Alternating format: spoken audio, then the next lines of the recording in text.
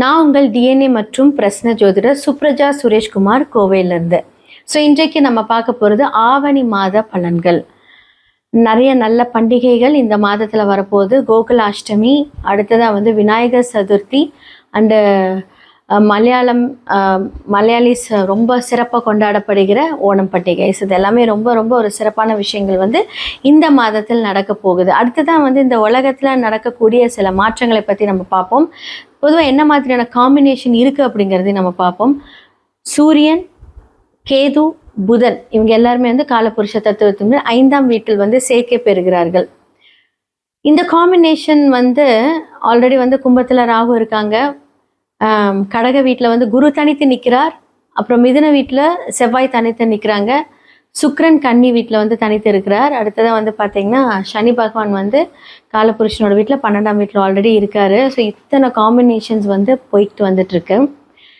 இதில் மெயினாக பார்த்தீங்க அப்படின்னா இந்த சூரியன் யாரோட இணைந்து இருக்கிறார் அப்படின்னா கேது பகவானோட இணைந்திருந்து, புதன் பகவானோட இணைந்திருந்து அழகாக சமசப்தம் பார்வை ராகு எல்லாரும் பார்க்குறாங்க. இந்த காம்பினேஷன் ஒரு எச்சரிக்கை கொடுக்குது அப்படின்னு தான் சொல்ல முடியும். இந்த எச்சரிக்கை எப்படி அப்படின்னா, நிறைய பேர் நிறைய ட்ராவல் பிளான் பண்ணியிருப்பீங்க. இந்த மாதத்தை கொஞ்சம் தவிர்த்திருக்கிறது நல்லது. அடுத்ததாக இன்னுமே பார்த்தீங்க அப்படின்னா காற்று அப்படின்னு சம்மந்தப்பட்ட விஷயங்கள், நிறைய தீ விபத்துக்கள், அடுத்ததாக நிறைய வெடி பிளாஸ்ட், யாருமே யோசிக்க முடியாத ஒரு பிளாஸ்ட். இது இதே காம்பினேஷன் நம்ம இதுக்கு முன்னாடி நம்ம பார்த்துருக்கோம். நம்ம ஃப்ளைட் கிராஷெலாம் பார்த்துருக்கோம். இதே காம்பினேஷன் என்ன அப்படின்னா, அப்போ சூரியன் கேது மட்டும் இருந்து பார்த்துருக்கு, இப்போ புதன் இணைந்து பார்க்குறாங்க. ராகும் பார்க்குது. இந்த மாதிரியெல்லாம் இருக்கும்போது என்ன அப்படின்னா, மீடியா ஃபீல்டு இதில் நிறையா பாதிப்புகளை நம்ம பார்க்க போகிறோம். மீடியா ஃபீல்டில் இருக்கிறவங்களுக்கு பிரச்சனை.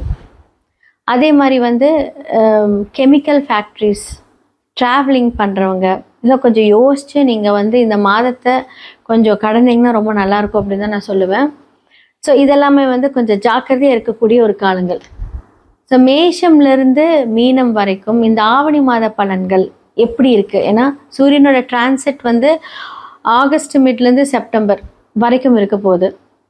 இந்த டிரான்சிட் சூரியன் இங்கே இருக்கும்போது தான் அப்படின்னா ஏன்னா சேர்ந்துருக்கிற கிரகம் அப்படி. இவங்களுடைய ராசிகளுக்கு எப்படி இருக்குது அப்படிங்கிறத நம்ம பார்த்துடலாம். சிம்ம ராசிக்காரர்களுக்கு இந்த ஆவணி மாத பலன்கள் எப்படி இருக்க போகுதுன்னு பார்க்கலாம். ஆடி மாதமாக இருக்கட்டும், இந்த ஆவணியோட ஸ்டார்டிங்காக இருக்கட்டும், கொஞ்சம் ஃபேவராக இருக்குது அப்படின்னு நான் சொல்லியிருந்தேன். ஸ்டில் பார்த்தீங்க அப்படின்னா உங்களுக்கு எதிரியாக இருக்கக்கூடிய சனி பகவான் வக்கரமாக இருக்கார். ஓகே, ஒரு விஷயம் நல்ல விஷயம். ஆனால் அதர் பிளானட்ஸ் உங்களுக்கு எப்படியான ஒரு இம்பேக்ட் கொடுக்குது அப்படின்னு பார்க்கலாம். இல்லை உங்களுடைய லக்னத்தில் யார் இருக்கார் அப்படின்னா சூரியன் உட்காந்துட்டாரு. அடுத்ததாக கேது புதன் இருக்காங்க.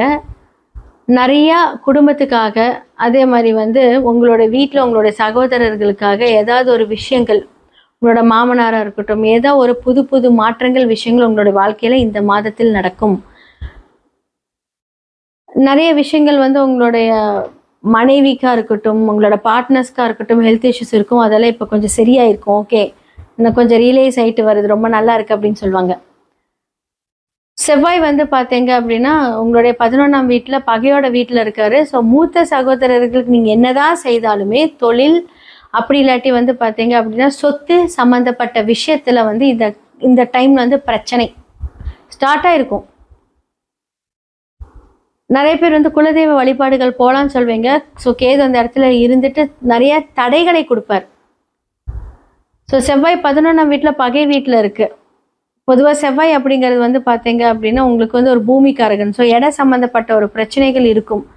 குடும்பத்தில் அது உங்களுடைய சொத்து பிரிக்கிறதுக்கான வேலைகள் ஏற்படும், அதோட பிரச்சனைகளை ஸ்டார்ட் ஆகும்.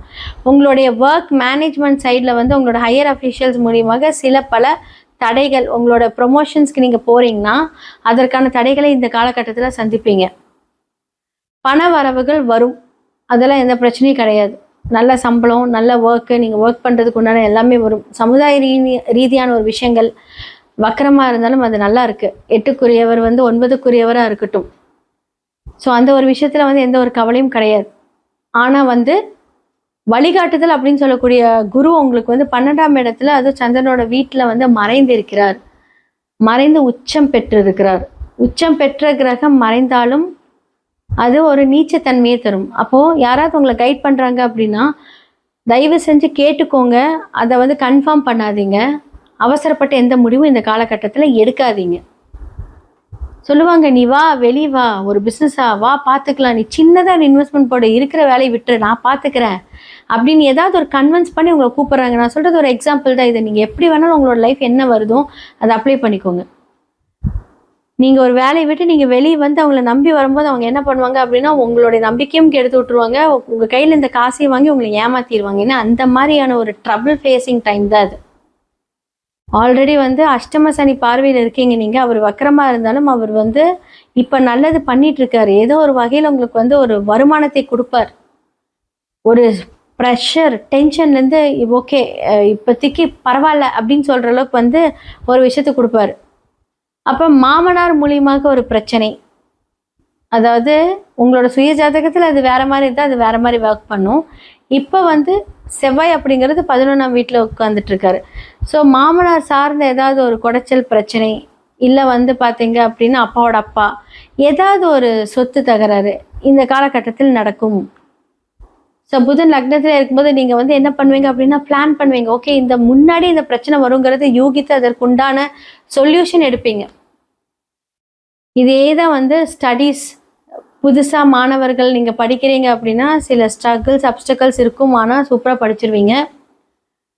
இதே நீங்கள் பெண்களாக இருக்கீங்க அப்படின்னா முடிஞ்சளவுக்கு உங்களோட ஜாதகத்தை பார்த்துக்கோங்க. ஏன்னா 11ஆம் வீட்டில் பகை வீட்டில் செவ்வாய் வந்து தனித்திருந்து உங்களுடைய குடும்பத்தை பார்க்கிறார். அப்போ என்னன்னா குடும்பத்தில் சில கிளாஷஸ், ஒரு திடீர் முடிவுகள், திடீர் மாற்றங்கள், திடீர்னு சொல்லக்கூடிய ஒரு விஷயங்கள் சடனாக வந்து அப்படியே ஒரு பிளான் பண்ணிட்டே போவீங்க, அது அப்படியே கட் ஆகிடும். ஸோ ஜாக்கிரதை. ஏன்னா வந்து செவ்வாய் 4ஆம் பார்வையாக தன்னுடைய உங்களுடைய 2ஆம் வீட்டை பார்க்குறாரு.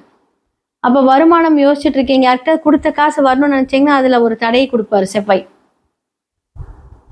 ஸோ பொதுவாக வந்து 5-10 வந்து உங்களுடைய 11ஆம் வீட்டில் இருக்காரு. சொல்லுவாங்க 11ஆம் வீட்டில் எந்த கிரகங்கள் இருந்தாலும் ரொம்ப நல்லா இருக்கும், லாபத்தை தரும். அது உங்களுக்கு அந்த மாதிரியான விஷயங்கள் கிடையாது. லாபத்தை விட அந்த இடத்துல வந்து சிறிதளவு ஒரு பிரச்சனைகளை கொடுப்பார். அப்போ வந்து பிஸ்னஸில் வந்து நீங்கள் ஒரு விஷயத்தை கொண்டுட்டு போவீங்க, சடனாக உங்களோட கோபத்தினால என்ன பண்ணுவீங்க, அந்த பிஸ்னஸே வேண்டாம், அப்படி என்ன நம்ம ஒர்க் பண்ணணும் அப்படின்ட்டு ஒரு கோபத்தினால் அந்த ஒரு பிஸ்னஸோ இல்லை ஒரு காரியமோ வந்து தடைப்படக்கூடிய ஒரு மாதம் தான் இந்த மாதம். ஸோ கோபத்தை கண்ட்ரோல் பண்ணிக்கோங்க. முடிஞ்சளவுக்கு வந்து யோசித்து நிதானித்து ஒரு விஷயத்த மூவ் ஆன் பண்ணிக்கோங்க. ரொம்ப நல்லாயிருக்கும். ரொம்ப நல்லா மேஷ ராசியிலேருந்து மீன ராசி வரைக்குமே வந்து இந்த ஆவணி மாத பலன்களை பற்றி நான் சொல்லியிருக்கேன். யார் யாரெல்லாம் வந்து நீங்கள் உங்களோட ஃபேமிலி டேக் கேர் பண்ணிக்கணும், எப்படி பிஸ்னஸ் உங்களோட கரியர் அமைச்சுக்கணும், வேலைகளாக இருக்கட்டும் இல்லை தொழிலாக இருக்கட்டும், என்ன மாதிரியான முன்னேற்பாடுகளில் யாரெல்லாம் இருக்கணும், இந்த மாதத்தில் யாருக்கெல்லாம் ஃபேவர் அன்ஃபேவர் எல்லாமே நம்ம பேசியாச்சு. இது எல்லாமே பொது பலன்கள். இப்போ வந்து நான் சொன்னேன் வீடியோ ஸ்டார்டிங்கில் சொன்ன நிறைய பிரளயங்கள் நடக்கும் அப்படின்னு நான் சொன்னேன். அரசியலில் நிறைய மாற்றங்களும் நடக்கும் இந்த காலகட்டத்தில். அப்போது அரசு தொடர்பு அரசியல் சார்ந்தவர்களுக்கெல்லாம் இந்த மாதத்தில் பிரச்சனைன்னு கேட்டால் கம்ப்ளீட்டாக பிரச்சனை. அதான் நான் சொன்னேன், யாருக்கெல்லாம் நல்லது நடக்கும்னு நினச்சிங்களோ அவங்களுக்குலாம் வந்து பார்த்திங்கன்னா ஆப்போசிட்டாக நடக்கும். யாரெல்லாம் இதை நமக்கு நடக்கவே நடக்காதுன்னு நினைக்கிறோம் அவங்களுக்கு வந்து அப்படியே ப்ளூமாக இருக்கும். அப்போ சூரியனுக்கு இது ரொம்ப ஒரு ஃபேவரான டைமான்னு கேட்டால் கண்டிப்பாக கிடையாது. ஸோ அப்போ சூரியன் சார்ந்த ஒரு விஷயங்கள் எல்லாத்துக்குமே வந்து கொஞ்சம் ட்ரபுள். ஆனால் பிரச்சனை வந்து பார்த்திங்கன்னா இப்போ கொஞ்சம் வக்கரகதி ஆயிருக்கனால வந்து அது கொஞ்சம் ப்ராப்ளம் இல்லை. ஆனால் இது என்ன ஆகும் அப்படின்னா பதுங்கி பாயறதுக்கு ரெடியாக இருக்கும்னு அர்த்தம். பிரச்சனைகளை சொல்கிறேன், நீங்கள் இல்லை. அப்போ சூரியன் சார்ந்த ஒரு தடைகள் தாமதத்தில் இருக்கும்போது என்ன ஆகும் அப்படின்னா அவங்க கண்டிப்பாக அந்த சூரிய பகவானுக்கு உண்டான அந்த பரிகாரத்தை பண்ணணும். அது உங்களோட ஜாதகத்தில் ரிஃப்ளெக்ட் ஆயிருக்காங்கிறது பொது பலன்களை பார்க்க முடியாது, சுய ஜாதகத்தில் மட்டுமே பார்க்க முடியும். என்ன மாதிரியான பரிகாரங்கள் பண்ணால் நிறைய பேர் எங்கிட்ட வந்து சொல்லுவாங்க, மேம் நான் எல்லா கோயிலுக்கும் போயிட்டு நானே சில கோயில்களெல்லாம் சொன்னேன், இதெல்லாம் போயாச்சான்னு எனக்கு எதுவும் நடக்கலை. அப்போ 9 அப்படின்னு சொல்லக்கூடிய கோவில் அப்படின்னு சொல்லக்கூடிய ஒரு கிரகங்கள் ஏதாவது ஒரு பிரச்சனையிலையோ இல்லை வக்கரமாக இருக்கோ அப்படின்னா நீங்கள் கோயிலுக்கே போனாலுமே என்ன ஆகும் அப்படின்னா அது பலன்கள் நடக்காது. அப்புறம் எப்படி நீங்கள் கோயில் பலன்கள் சொல்கிறீங்க அப்படின்னா நீங்கள் மனதார வேண்டிட்டு வரீங்க தெரியுமா, அப்போ அந்த இம்பேக்ட் கம்மியாகும். அப்போ நம்ம செய்யக்கூடிய இந்த புண்ணிய கர்மாக்கள் மூலியமாக என்னாகும் அப்படின்னா நாம செய்யக்கூடிய செயல்பாடுகளோட திறன்கள் மாறும். இதன் மூலியமாக தான் அந்த பரிகாரங்கள் ஆக்டிவேட் ஆகும். அது எப்போ ஆகும்? நீங்கள் ஒரு போன வருஷம் போய் பரிகாரம் பண்ணிட்டு வரீங்க. ஃபார் எக்ஸாம்பிள் உங்களுக்கு திருமணம் நடக்கல, லாஸ்ட் இயர் வந்து எல்லா பரிகாரமும் பண்ணியாச்சு, ஆனால் ஸ்டில் எனக்கு வந்து மாப்பிள்ளை கிடைக்கல, திருமணம் நடக்கல, தொழில் அமையல, இல்லை தொழிலில் நஷ்டம் வருது, எல்லாம் பண்ணியாச்சு, ஏன் நடக்கல அப்படின்னா இதை எப்படி நம்ம ஆக்டிவேட் பண்ணுறோம்? நீங்கள் செய்த அந்த ஒரு வேண்டுதல் கரெக்டாக அந்த ஒரு தசாபுக்தி மாறும்போது புண்ணிய கணக்காக வரும். அப்போ எதிர்பார்க்காத நேரங்களில் நமக்கு அதிர்ஷ்டம் வரும். ஸோ அதை பற்றி நீங்கள் ஃபுல்லாக வந்து உங்களோட சுய ஜாதகத்தை அனலைஸ் பண்ணணும். ஒரு விஷயத்தை நீங்கள் கிரகப்படி பார்க்குறீங்களா, டிஎன்ஏ படி பார்க்குறீங்களா, இல்லை உங்களோட ஓன் ஸ்டைலை நீங்கள் பார்க்குறீங்களா, இது என்ன பரிகாரமோ அதற்கான அந்த கர்மா விளைவுகள் எல்லாமே சூப்பராக இருக்கும். சுய ஜாதகத்தை பாருங்கள். ஸோ ஸ்டோன்ஸ் மூலிமா ஆக்டிவேட் பண்ணலாம். அண்டு வாஸ்து பிரச்சனைகள் எதுவாக இருந்தாலும் நீங்கள் அழைக்கலாம். எல்லாத்துக்குமே சொல்யூஷன், தி பெஸ்ட் சொல்யூஷன் இருக்குது. கண்டிப்பாக இதே மாதிரியான ஒரு விஷயங்கள் அடுத்தடுத்த இதில் உங்களை நான் வந்து சந்திக்கிறேன். வணக்கம்.